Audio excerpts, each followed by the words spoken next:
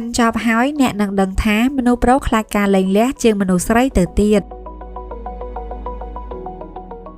អត្ថបទនាំមកជូនដោយគេហទំព័រក្នុងស្រុក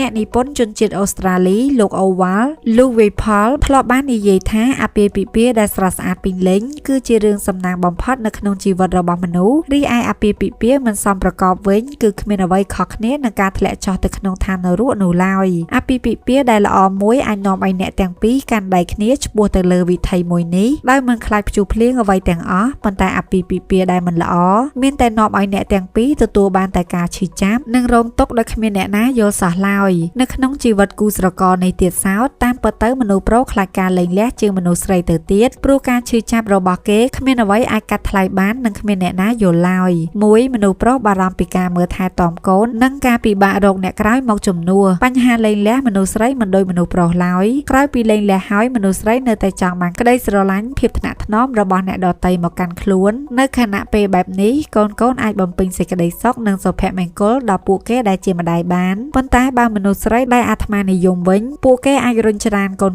ឲ្យទៅខាងឪពុកជាអ្នកចិញ្ចឹមបីបាច់ជាធម្មតាខាងឪពុកមិនរុញច្រានទំនួលខុសត្រូវផ្ដេសផ្ដាសឡើយនៅក្នុងចិត្តគេបារម្ភថាពេលដែលកូននៅជាមួយគេពួកគេអាចនឹងពិបាករកអ្នកថ្មីមកជំនួសម្យ៉ាងទៀតម្ដាយចុងម្នាក់នោះអាចល្អដាក់កូនគេឬអត់គឺពិបាកស្មានដឹងណាស់ភាគច្រើនមនុស្សប្រុសរៀបការជាលើកទី2គឺមិនមែនសុទ្ធតែដើម្បីតម្រូវការរបស់ខ្លួនគេទាំងអស់ឡើយពួកគេព្រោះតែចង់រកម្ដាយចុងល្អម្នាក់សម្រាប់កូនរបស់ពួកគេតែប៉ុណ្ណោះ2ពេលលែងលះមនុស្សប្រុសបារម្ភអំពីការបាត់បង់ទ្រព្យសម្បត្តិពេលលែងលះអ្នកទាំងពីរចាំបាច់ត្រូវប្រឈមមុខនឹងការចែកទ្រព្យសម្បត្តិមិនថាទោះតិចឬច្រើនក្តីទ្រព្យសម្បត្តិដែលបានសន្សំចូលគ្នាជាយូរណាស់មកហើយសុទ្ធតែត្រូវយកមកចែកគ្នាឲ្យស្មើអ្វីដែលមនុស្សប្រុសឈឺចាប់បំផុតនោះគឺការខំប្រឹងរបស់ខ្លួនកន្លងមកដើម្បីក្រុមគ្រួសារមួយនេះបែរជាបដូរមកនៅការបែកបាក់និងអាសាបង់ទៅវិញដូច្នេះមនុស្សប្រុសគ្រប់រូបសុទ្ធតែមិនចង់ជួបមិនចង់ឮមិនចង់ឃើញនៅស្ថានភាពបែកបាក់គ្រួសារនេះឡើយ3មនុស្សប្រុសបារម្ភថាខ្លួនលែងលះហើយត្រូវបានអ្នកដទៃនិយាយអំពីរឿងរបស់ខ្លួន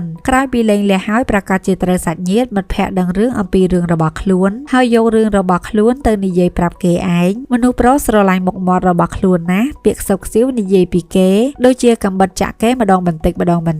ត្បិតតែពេលវេលាអាចព្យាបាលរបួសបានមែនប៉ុន្តែក្នុងរយៈពេលភ្លាមគេមិនអាចទទួលយកបានឡើយគេប្រកាសជាខំលាក់បាំងរឿងដែលកើតឡើងនៅលើខ្លួនរបស់គេមិនឲ្យអ្នកដទៃដឹងនោះទេ4មនុស្សប្រុសបារម្ភថាក្រោយពីខ្លួនលែងលះហើយនឹងស្ដាយក្រោយមួយជីវិតប្រហែលជាដោយសារតែការយល់ច្រឡំតូចមួយធ្វើឲ្យស្នេហារបស់ពួកគេដើរដល់ផ្លូវបំបែកពេលមនុស្សស្រីលើកឡើងពីការលែងលះមនុស្សប្រុសភាគច្រើនមិនបានធ្វើការសម្រេចចិត្តណាមួយភ្លាមនោះឡើយគេខ្លាចថាក្រោយពីការលែងលះហើយគេមិនអាចរកបានមនុស្សដែលខ្លួនស្រឡាញ់និងមនុស្សដែលស្រឡាញ់ខ្លួនទៀតឡើយបែបនេះអាចធ្វើឲ្យគេស្ដាយក្រោយពេញមួយជីវិតដូច្នេះគេស្ទាក់ស្ទើរមិនជ្រើសរើសនឹងធ្វើការសម្រេចចិត្តភ្លាមនោះទេអ្វីដែលគេអាចធ្វើបានតែមួយមុខគត់គឺនៅស្ងប់ស្ងៀមព្យាយាមពន្យល់បកស្រាយនិងប៉ះប៉ូវនៅអ្វីដែលគេបានធ្វើទៅលើមនុស្សស្រីតែប៉ុណ្ណោះ5មនុស្សប្រុសបារម្ភថារកមិនបានមនុស្សល្អស្រឡាញ់គេពិតប្រាកដក្រោយពីការលែងលះហើយទាំងចិត្តកាយរបស់មនុស្សប្រុសសុទ្ធតែទទួលរងរបួសយ៉ាងដំណំវាបានคล้ายទៅជាស្រមោលដ៏ខ្មៅងងឹតជាប់ខ្លួនគេជារៀងរហូតមនុស្សប្រុសតែងតែបារម្ភនិងភ័យខ្លាចថា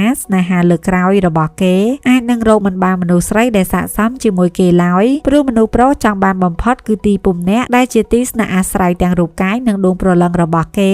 ចង់បានមនុស្សស្រីដែលអាចកំដរគេដើរអុជធូបចង្គៀងបំភ្លឺជីវិតរបស់គេធ្វើម្ហូបឲ្យគេផ្ដល់ក្តីស្រឡាញ់ពិតដល់គេនិងគ្រួសារដ៏កក់ក្ដៅមួយប៉ុន្តែមិនចង់ដើរតាមស្នាមដានជើងចាស់ម្ដងទៀតនោះឡើយ